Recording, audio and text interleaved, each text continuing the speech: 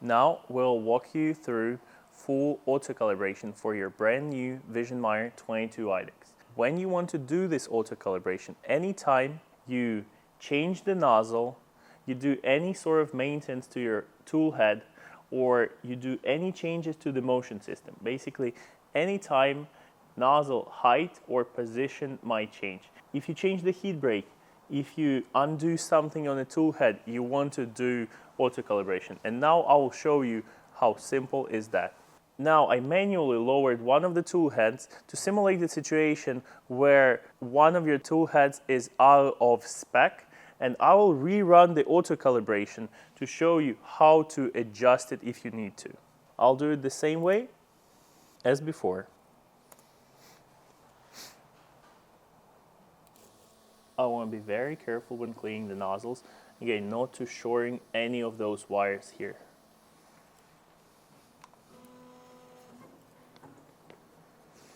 This time, during auto calibration, when measuring the offset for both tools, machine determined that one of the tools was lower than the other one. And we can see it in the web interface. The deviation was pretty big. Usually you would see something less than that. So it's 815 microns. And we have three options. We can either calibrate, skip, or cancel. I'll go with the first one and calibrate. To do the calibration, you need 2mm hex screwdriver, the one we supplied with your machine. And we can see some prompts, so machine is guiding me through the process. With the screwdriver, we want to undo the screw which is holding the heat break in place. Then heat break will drop a little bit down, and then you want to tighten a little bit back. And then machine will go with the bill plate and move the heat break up to the position where it needs to be. Then it gives you a chance to tighten it back, and it will verify the calibration. So we can go through the process now. As you can see, tool head is moving in the position where it is convenient for me to undo this screw, and the screw we want to work on is this little guy. So I insert it like this, and the fan shroud will bend out of the way just a little bit. That's okay. It is a flexible material. So as you can see, the heat break is now able to move. I don't want it to be too loose, so I will tighten just a tiny bit, just finger tight, but I want to make sure it's still able to slide. No, it was too much. I will undo it as it was, like that. Perfect. All right, and I want to make sure it's a little bit lower, so you can see that the heat break, the actual heat break is sticking out. That's okay for this calibration. On the screen, I can see the step one is to loosen the heat break. I did that already. Lower the heat break. We did that already.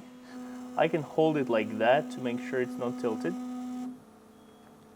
So, as you can see, the nozzle was pushed up. And if you look from the front like that, you will see that your high end is a little bit twisted. This is important to look for. You want to make sure it is perpendicular. It's not twisted like that nor like that. You want to make sure it's perpendicular. So I'll use another screwdriver just to hold it. I don't want to burn myself. I know it's hot. So I want to allocate the screw. Okay. And now I want to gently twist it to make sure it's perpendicular. And I'll show you later why it's important. Okay, I just hand tighten it. It's okay, it's not the most convenient position. So now the machine will actually give you a chance to tighten in a much better spot. So I can do it more freely now. What I want to do, I want to make sure my heat break, my high end, isn't twisted. This is especially important because on the right hand side of the high end there is a little crimp, and what we need to look for is for this crimp not to shore in with any metal parts that's behind, because it will prevent the Z-probe from working correctly. So your machine won't be working and homing correctly. You want to make sure it's nice and straight, and you want to secure it. Okay, it's tight, just hand tight, and I'm ready to continue. So it's going through the same procedure verifying with the nozzle, probing the build plate, and it'll go and test the Z offset for both left-hand side, right-hand side tool at the same spot.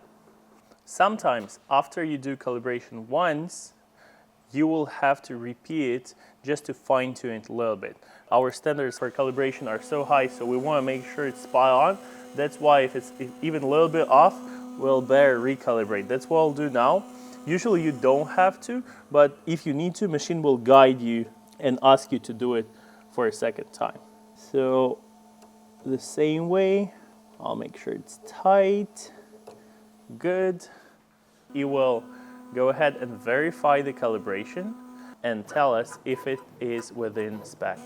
One hint, when you're doing tool height calibration, you want to push on the hot end a little bit down, just slightly, to make sure it's not lifting above the bed. If you're going through a few cycles and it's asking you to calibrate and recalibrate, you want to press the hot end a little bit into the build plate, just slightly, and then you want to tighten the screw. Might help. Usually it's happening with very clean nozzle. If your nozzle is a little bit used, usually it goes first time.